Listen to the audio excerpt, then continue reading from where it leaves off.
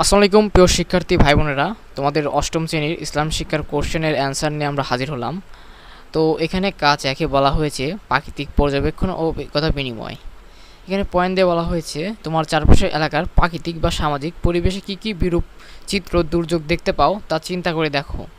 এবার তোমার দুজন বন্ধুর কাছ থেকে শুনে নাও তারা চিন্তা করে প্রাকৃতিক বা সামাজিক কী কী বিরূপ চিত্র খুঁজে পেল। আলোচনা করে এ বিষয়ে তোমাদের ভাবনা জেনে নিয়ে ছকে লেখো। এবং পয়েন্ট দুয়ে বলা হয়েছে তোমরা দুর্যোগের সময় কী ধরনের ইসলামের বিধিবিধান চর্চা বা অনুসরণ করে থাকো, আলোচনা করে লিখো নমুনা ছক। এখানে একটা ছক দেওয়া আছে যে আমি যা খুঁজে পেলাম, আমার বন্ধু যা খুঁজে পেল এবং আমার দ্বিতীয় বন্ধু যা খুঁজে পেল। এই ছকটি তোমাদের পূরণ করতে হবে। তো চলো আমরা এটির উত্তর দেখে নিই। তো ছকটির প্রথমে আমরা যা দেখতে পাচ্ছি, তোমরা দেখতে পাচ্ছ নিশ্চয়ই যে কাজ এক প্রাকৃতিক পর্যবেক্ষণ ও অভিজ্ঞতা বিনিময়। এখানে ছক এক আমি যা খুঁজে পেলাম, আমরা কি খুঁজে পেলাম? এখানে আমরা যা খুঁজে পেলাম প্রাকৃতিকভাবে যেটা বলি বন্যা, ঘূর্ণিঝড়, ভূমিকম্প। আমার বন্ধু যেটা খুঁজে পেল সেটা হচ্ছে বন্যা, ভূমিধস। এবং দ্বিতীয় বন্ধু যেটি খুঁজে পেল সেটি হচ্ছে ঘূর্ণিঝড়, বজ্রপাত। সামাজিক প্রভাব, আমি যা খুঁজে পেলাম এটি সামাজিক প্রভাব হচ্ছে আতঙ্ক, সম্পদের ক্ষতি, জীবনহানি। এবং প্রথম বন্ধু যা খুঁজে পেল সেটি হচ্ছে গৃহিণীতা, খাবার ও পানির অভাব, অসুস্থতা। এবং দ্বিতীয় বন্ধু যেটি খুঁজে পেল সেটি হচ্ছে আশ্রয়হীনতা, পানি ও বিদ্যুতের সংকট। ওকে, পরে চলে যাই ইসলামের যে বিধি সেটাকে দেখি। ইসলামের বিধি বিধান: আল্লাহর ওপর পূর্ণ আস্থা, নিয়মিত নামাজ, দোয়া, সাহায্য করা। এটি হচ্ছে আমার এবং আমার প্রথম বন্ধু যেটি দিল সেটি হচ্ছে কোরআন তেলাওয়াত, দোয়া, পরিবার ও প্রতিবেশীকে সাহায্য। এবং দ্বিতীয় বন্ধু যেটি দিল সেটি হচ্ছে দান খয়রাত, ধৈর্য, নিয়মিত নামাজ, সান্ত্বনা। তো এখানে আমরা উপসংহারে লিখতে পারি প্রাকৃতিক দুর্যোগের সময় ইসলামের বিধিবিধান চর্চা আমাদের মানসিক শান্তি এবং সহমর্মিতার গুণাবলী বাড়াতে সাহায্য করে। আমরা আল্লাহর ওপর পূর্ণ আস্থা রেখে এবং একে অপরকে সহায়তা করে এই দুর্যোগের সময় আরও শক্তিশালী হয়ে উঠতে পারি। উপসংহারে আবার দেখি প্রাকৃতিক দুর্যোগের সময় ইসলামের বিধিবিধান চর্চা এবং ওই একই, বুঝছো, ওই একই, ওটা একই। এখন কাজ দুয়ে চলে আসি আমরা। তো কাজ দুয়ে কী বলা হয়েছে সেটা আমরা দেখি। এখানে দেখাই তোমাদের কাজ দুই। আমরা এখানে এটা নিই। ওকে, কাজ দুয়ে সমস্যা খুঁজে বের করি। তোমার বন্ধুদের চিহ্নিত প্রাকৃতিক দুর্যোগ সমূহের ফলে কী কী সমস্যার সম্মুখীন হতে হয় বলে তুমি মনে করো। ওকে, এবং দ্বিতীয় পয়েন্টে বলা হয়েছে এসব প্রাকৃতিক বা সামাজিক দুর্যোগ থেকে তুমি ইসলামের দৃষ্টিতে কী শিক্ষা খুঁজে পাও তা উল্লেখ করো। তো চলো এখন এটির উত্তরটি দেখে নিই আমরা। এটির উত্তর হচ্ছে, দেখো, সমস্যা খুঁজে বের করি। চিহ্নিত প্রাকৃতিক দুর্যোগসমূহের ফলে সম্ভাব্য সমস্যা। প্রাকৃতিক দুর্যোগ, সম্ভাব্য সমস্যা: বন্যা হলে কি হয়? গৃহহীনতা, পানিবাহিত রোগ, খাদ্য ও পানির সংকট, ফসলের ক্ষতি। ঘূর্ণিঝড় হলে কি হয়? ঘূর্ণিঝড়ে হচ্ছে ঘরবাড়ি ধ্বংস, আশ্রয়হীনতা, বিদ্যুৎ ও পানির সংকট, যোগাযোগ বিচ্ছিন্ন। ভূমিকম্পের ফলে হয় গৃহধ্বংস, প্রাণহানি, চিকিৎসা সেবা ব্যাহত ইত্যাদি। ভূমিধসে হলে হচ্ছে গৃহহীনতা, রাস্তা বন্ধ, খাবার ও পানি সংকট। বজ্রপাতে হয় হচ্ছে প্রাণহানি, সম্পদের ক্ষতি ইত্যাদি। এবং এখানে বলা হয়েছে যে কোনো প্রকার দুর্যোগ আমাদের আল্লাহর ওপর ভরসা রাখা উচিত এবং তার কাছ থেকে সাহায্য প্রার্থনা করা উচিত, যেমনটি কোরআনে বলা হয়েছে, নিশ্চয়ই আল্লাহ ধৈর্যশীলের সাথে আছেন। সূরা আল বাকেরা আয়াত 153। এখন ওই যে দুই নম্বর পয়েন্ট দেওয়া ছিল সেই পয়েন্টের উত্তর হচ্ছে ধৈর্য এবং সহনশীলতা।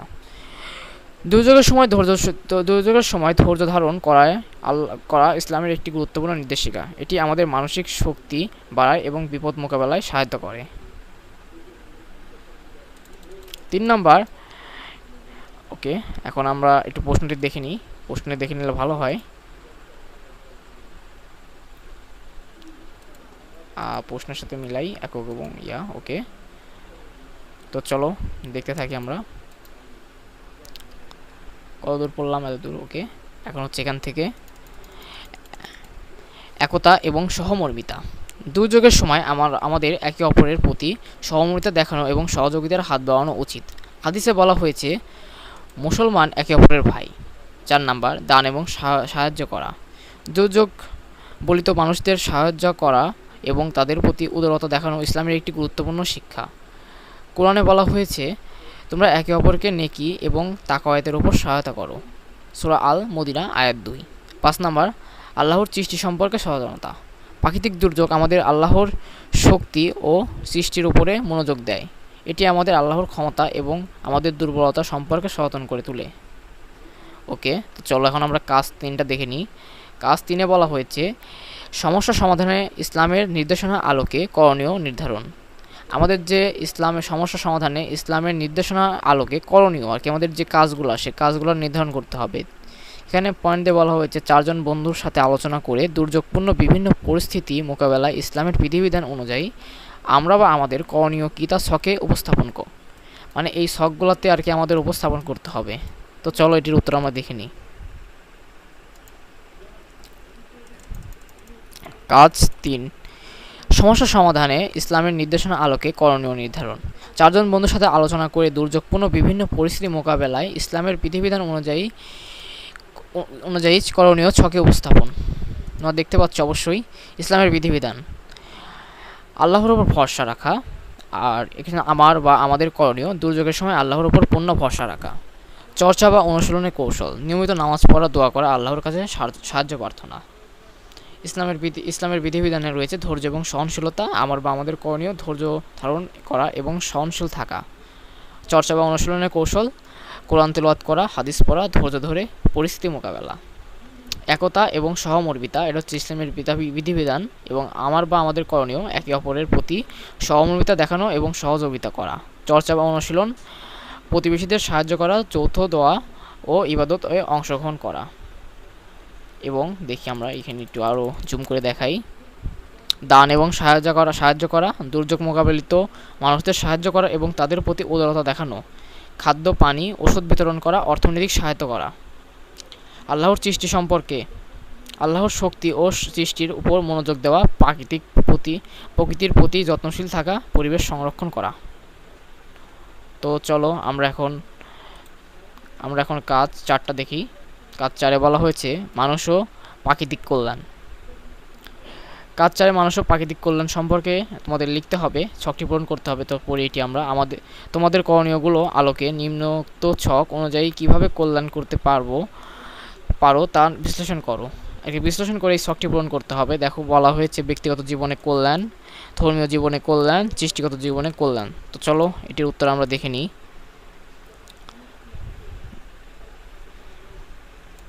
জুম করে দেখাই।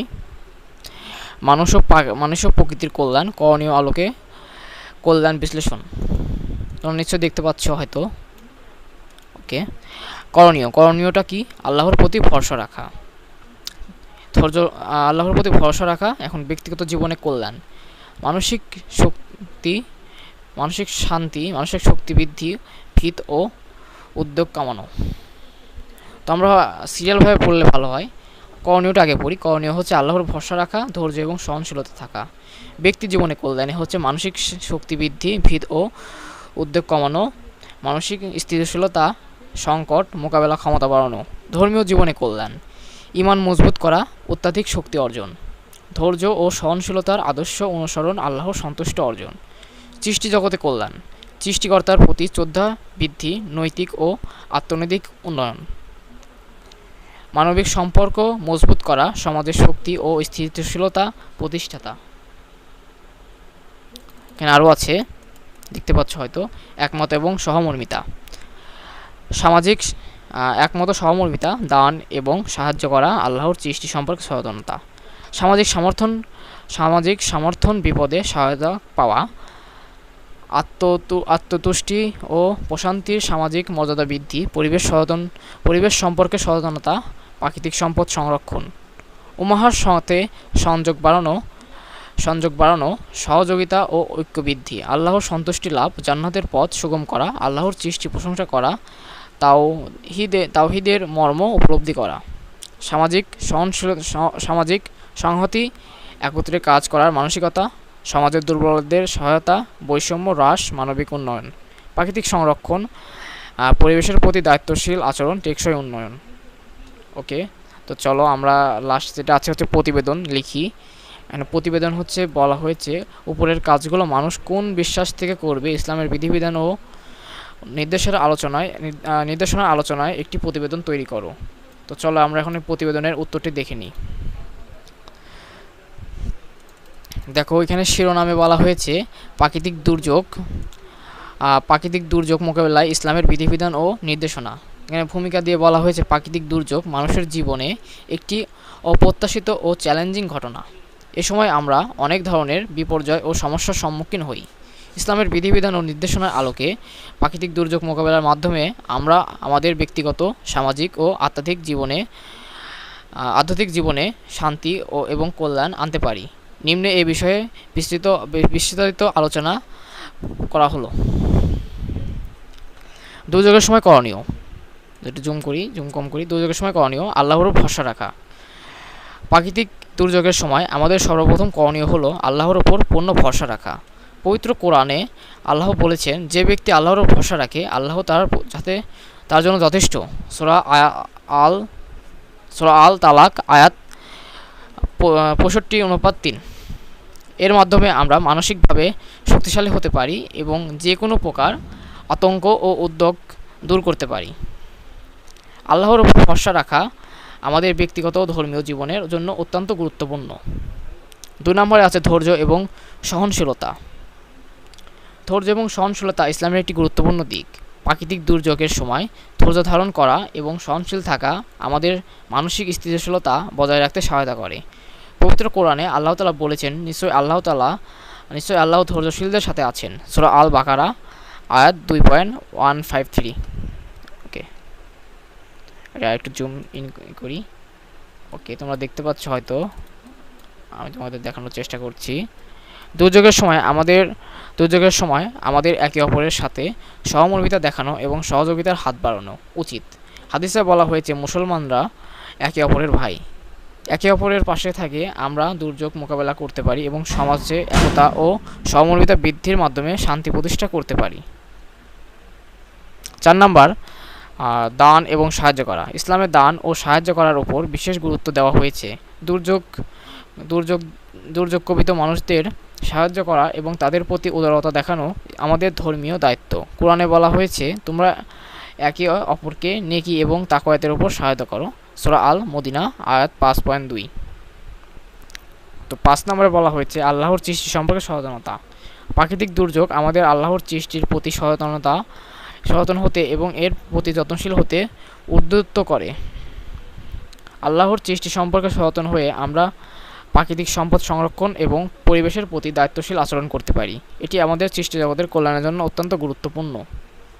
তো উপসংহার তো শেষ, এটা দিয়ে মাধ্যমে তোমরা লেখা শেষ করে দিবে। দেখো, উপসংহারে বলা হয়েছে, প্রাকৃতিক দুর্যোগের সময় ইসলামের বিধিবিধান অনুসরণ করে আমরা আমাদের ব্যক্তি জীবন, ধর্মীয় জীবন এবং সৃষ্টি জগতের কল্যাণ নিশ্চিত করতে পারি। আল্লাহর ওপর ভরসা রাখা, ধৈর্য ধারণ করা, একতা ও সহমর্মিতা প্রদর্শন করা, দান ও সাহায্য করা এবং আল্লাহর সৃষ্টি সম্পর্কে সচেতন হওয়ার মাধ্যমে আমরা একটি সুশৃঙ্খল ও সমৃদ্ধ সমাজ গঠন করতে পারি।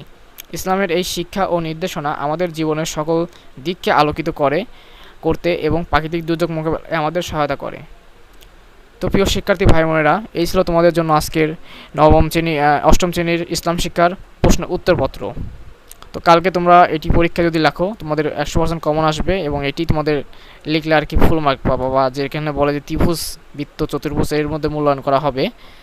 তো প্রিয় শিক্ষার্থী ভাই বোনেরা, যদি ভিডিওটি তোমাদের উপকারে আসে, তোমার চ্যানেলটি সাবস্ক্রাইব করবে এবং পাশে থাকা বেল আইকনটি অন করে দিবে। ধন্যবাদ।